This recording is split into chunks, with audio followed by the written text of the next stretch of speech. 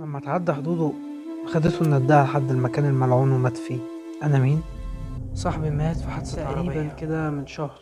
طب وإيه المشكلة؟ أنا طارق الفيوم ودي قصتي مع النداهة. المشكلة إنه بيتصل بيا كل يوم عشان يقول بتعمل ايه يا جدي؟ وايه الصندوق ده؟ بص هنا يا محمود على اللي مكتوب. طب ولما بتروح له بتلاقيه؟ ده كلام انا مش فاهمه. ده صندوق هعمله عشان احبس فيه الخدام بتوع انعام. لا بس إبراهيم اللي بيجيب لنا الشاي على طول بيقول لي خالد لسه ماشي من شوية عشان استناك كتير. ودي تعويذة. طالما الصندوق مقفول هما مش هيقدروا يفتحوها ولا يخرجوا. خلاص يبقى هو لسه عايش ما ماتش. يا دكتور يا دكتور، اللي هيخلينا اتجنن ان صاحب القهوة بيقول لي ان ابراهيم مات من سنة.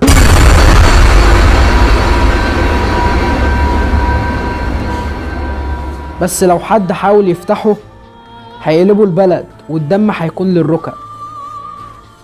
روح انت دلوقتي يا محمد وانا هشوف حكايتك دي. الو الو، انا الدكتور ادم شريف، تسعيد معايا؟ ايوه يا دكتور، ابنك جالي النهارده وشكله عنده مشكله لما صاحبه عمل حادثه. الكلام ده بجد يا دكتور؟ انت عارف المره الكام دي بتتصل عليا تقول لي فيها الكلام ده؟ انا ابني مات من شهر تقريبا مع صاحبه في الحادثه. بحق عهدي وعهد جدي وأبي باسم السيف والكتاب، بحق الأسماء 99 أطلب من خدام الأسماء العون، بحق شمهورش وميمون، بحق الجماجم السبعة المخبأة في الأقطار السبعة وخدامهم، أأمركم أن تجتمعوا لدي، أأمركم بالحضور، أأمركم بالحضور، أأمركم بالحضور، أأمركم بالحضور.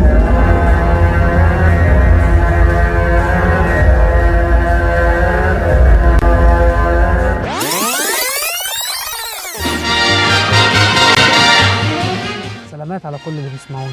انا مهند فطفور ودي قناه مهند فطفور للرعب. رجعنا لكم بعد فتره طويله من الغياب. رجعنا لكم بقصه جديده بعنوان اللقاء الاخير. يلا بينا نسمعها ويا رب تعجبكم، ولو عجبتكم ما تنسوش اللايك والسبسكرايب عشان ده اللي بيدعمني. وقول لي القصه عجبتك في الكومنتات ولا ما عجبتكش. يلا بينا.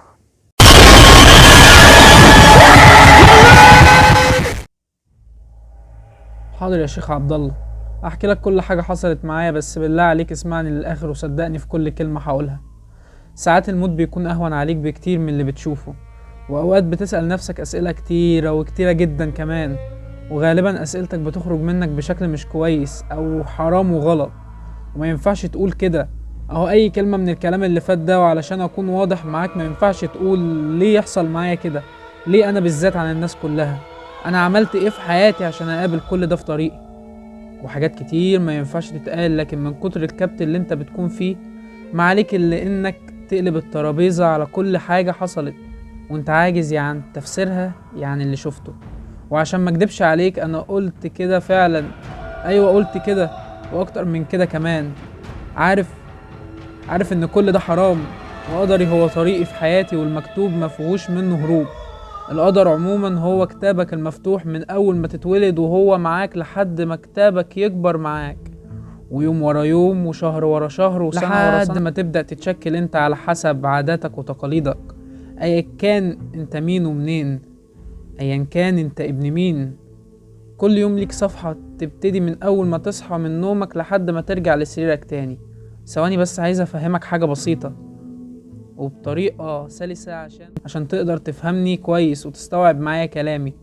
لكل شخص فينا كتابين، كتاب مقفول ومدون فيه كل أعمالك وليه وقت يتفتح، وده طبعا بعد وفاتك وصعود روحك للي خلقها. الكتاب ده بقى يا سيدي في ايد ملك السماوات والأرض. والكتاب التاني وهمي، اتولد معاك لما انت اتولدت، وكل تفصيلة في حياتك بتتكتب وبتتدون جوه الكتاب، وحتى أقل حاجة انت بتعملها. خلاصة الكلام انك لازم ترضى بأي حاجة تحصل لك، واحمد ربك في كل الأحوال. أكيد ربنا مش هيرضى لك الشر بكل الأحوال، لربك كريم وعمره ما بينسى عبده أبدا. بداية قصتي كتاب حياتي، كتاب بهتان عديم الفايدة، سطوره عبارة عن عدم، فراغ وخيال. أما بقى القلم اللي بيتكتب بيه قصتي فهو حبره من حديد مخلوط بالدم وبالألم وبالندم وبالفراق والوحدة. حياة لا توحي بالسعادة على الإطلاق. صحيح، نسيت اعرفك بنفسي.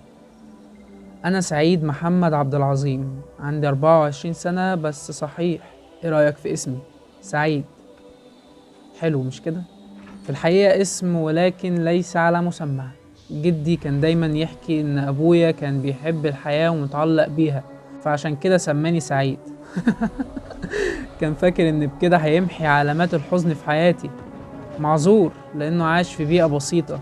هديلك نبذة مختصرة عن حياتي وعن عيلتي. من اب وهو حاليا متوفي، وام وهي حاليا متوفية، واتنين من اخواتي ماتوا في حادثة عربية. اختي وهي حاليا متجوزة ومسافرة بلاد الخليج من يوم جوازها، ومتهيالي كده نسيت ان ليها عيلة وبيت واخ. واخيرا جدي اللي حاليا راقد على سريره والمرض بياكل في جسمه وهو صابر زي الجبل. شغال في محل قطع غيار عند واحد صاحب ابويا، والحال ميسور الحمد لله. وعايش مع جدي في بيته، ربنا يخليه ليا يا رب. ماليش غيره والله يا شيخ عبد الله.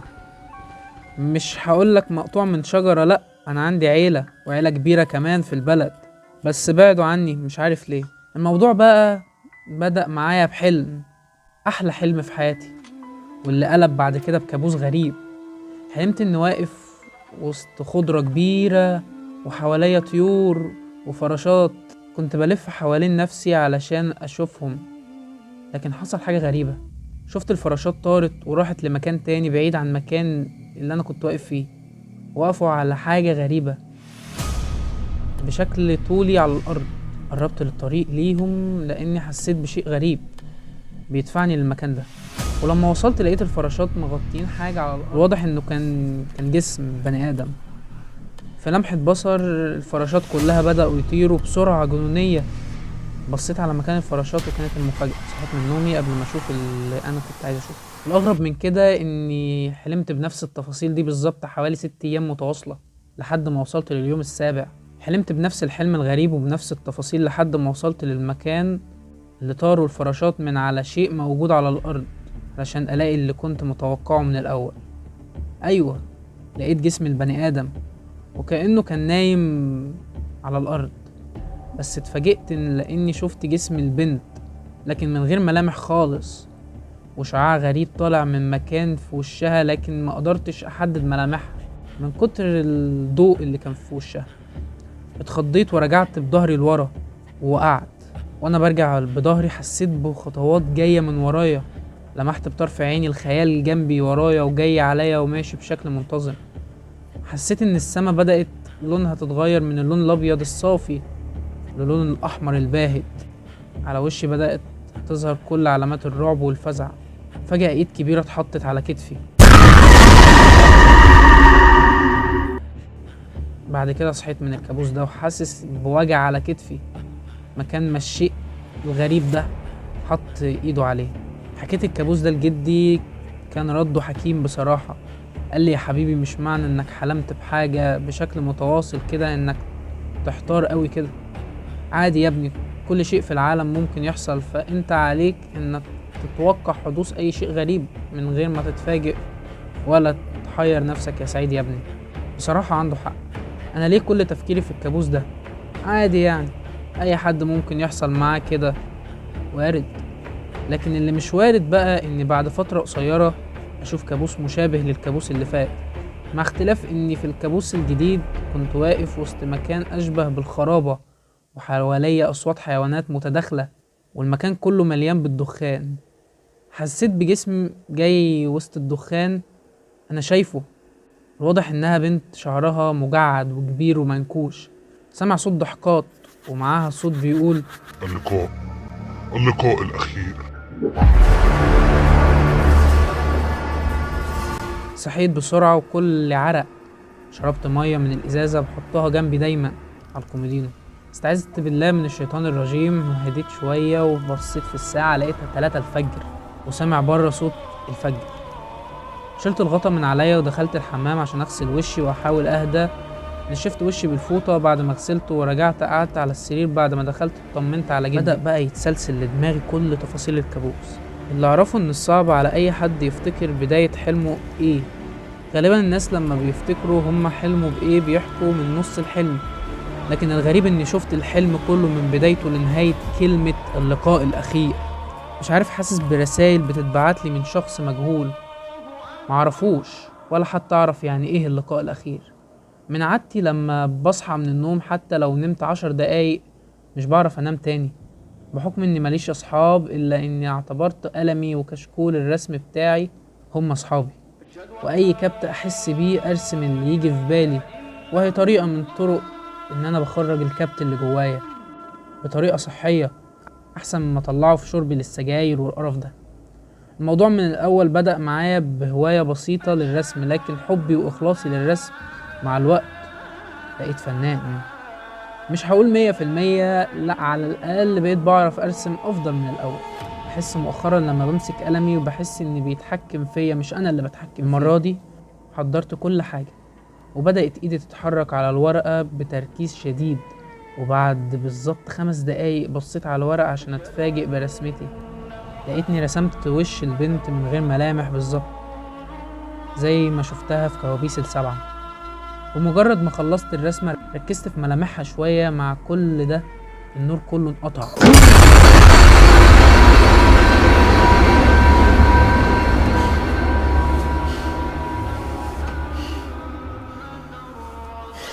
رميت كل حاجة كانت في ايدي عشان اروح اطمن على جدي بعد ما سمعته بيناديلي. قمت من على السرير وبحسس في الهوا لحد ما وصلت لباب اوضتي. صدقني لو قلتلك اني حسيت بحركة خفيفة من ورايا وصوت تقليب الصفحات بكل هدوء، ومعاها لمحت ضوء خفيف جاي من الورق. مكدبش عليك اني جريت وخبطت في كل حاجة قدامي، وقع واقوم وقع واقوم، وحاسس بحد باصص عليا وجاي ناحيتي. الجو في حد ذاته يرعب، ده غير اني بدأت اسمع من بره صوت رعد وبرق واصوات الريح من بره. وقفت على باب اوضة جدي ناديت عليه: جدي يا جدي. من جوه سامع الصوت بس ما كنتش فاهم حاجة، بس اللي اعرفه ان جدي متعود ينام على صوت عبد الباسط عبد الصمد، وافتكر اني شغلت القرآن من موبايلي قبل ما انام. مش عارف ليه ساعتها رجلي ما كانتش مطوعاني، حاسس بيهم لكن مش عارف اتحكم فيهم، او في حاجة منعاني ان ادخل الاوضة.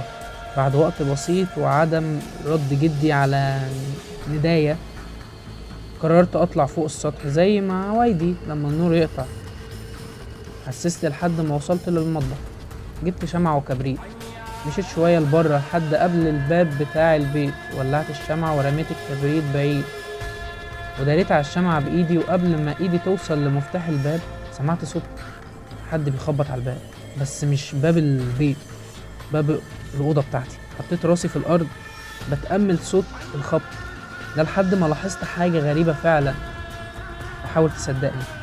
ايدي اللي كنت مداري بيها الشمعة حسيت بلسعة فيها. بعدت ايدي بسرعة وشفت اللي ما كانش يجي على بالي. شفت دخان الشمعة طالع منها وماشي بشكل منتظم. فضل ماشي، وبرغم الهواء اللي كان موجود في الشقة إلا إن الدخان ما اتحركش من مكانه. بعيني باصص على تجمع الدخان، طلع مني صوت غصب عني لأني شفت الدخان داخل على أوضتي. أيوة، الدخان داخل، ومع دخوله كل شيء سكت. إن كان صوت الأمطار والرعد من بره لحد صوت خبط من جوه.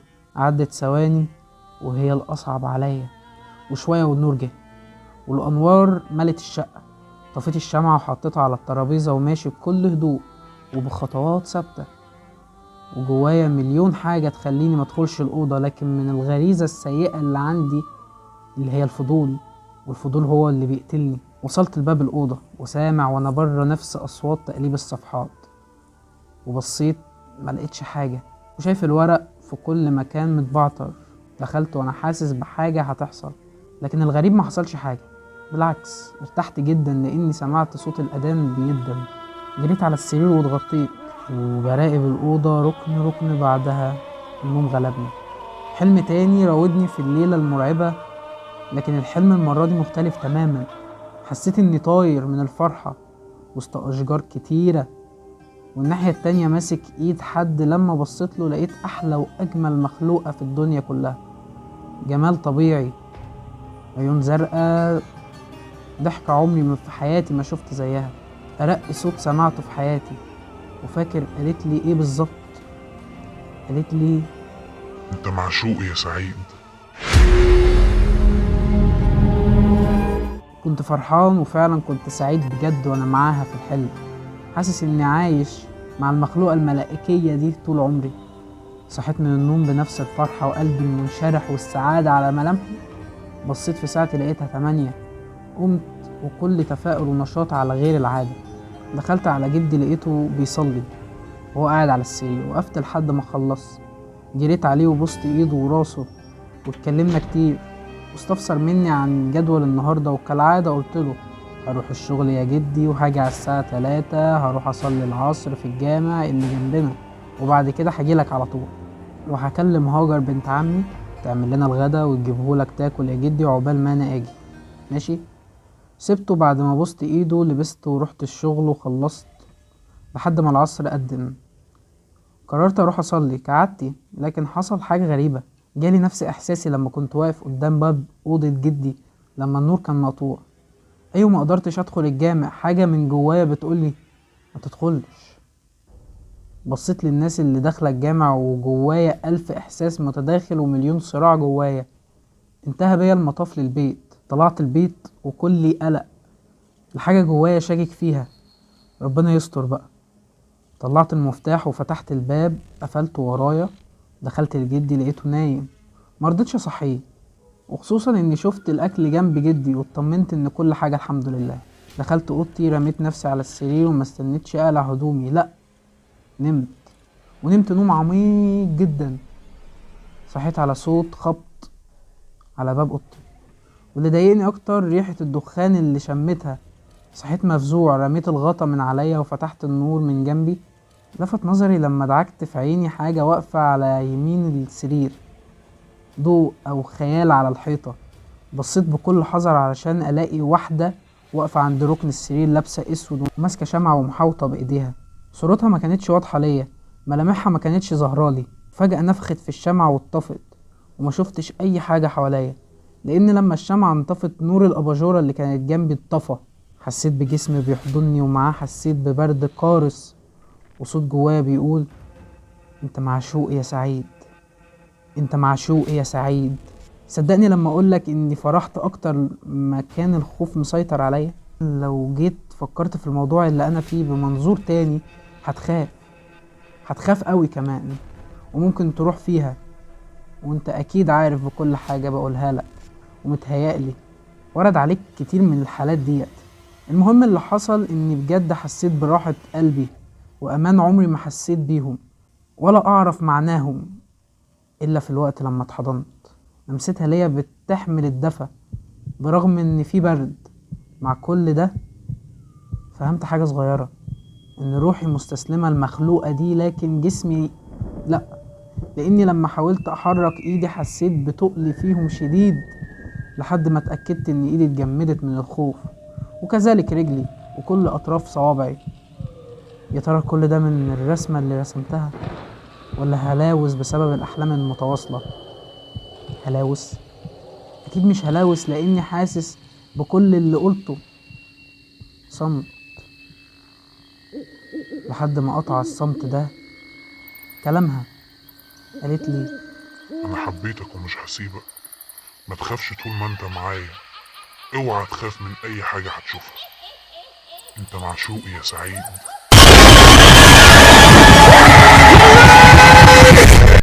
واول ما خلصت كلامها حسيت بتقل جامد على صدري، نفسي مش قادر اخده. حسيت اني بترفع من على السرير. اصوات محوطاني من كل حتة، اصوات كلاب على قطط كلهم ممزوجين ببعض. صوت ضحكة كبيرة وبصوت عالي قالت لسه اللقاء الاخير مجاش، حضر نفسك وودع حياتك والعالم بتاعك.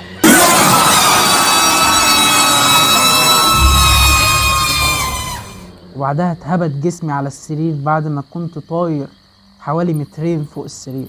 بعد ما السعادة ملت روحي رجع الخوف يسيطر عليا عقليا وجسديا.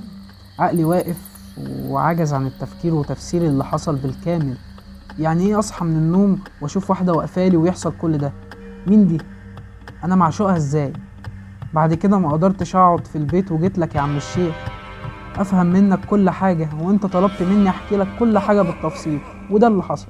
بص يا ابني، اللي بتحكي عنها دي ما تبقاش جنية بالمعنى، احب اضيف جنبها كلمة تانية وهي عشقة. ايوه يا ابني، دي جنية عشقة.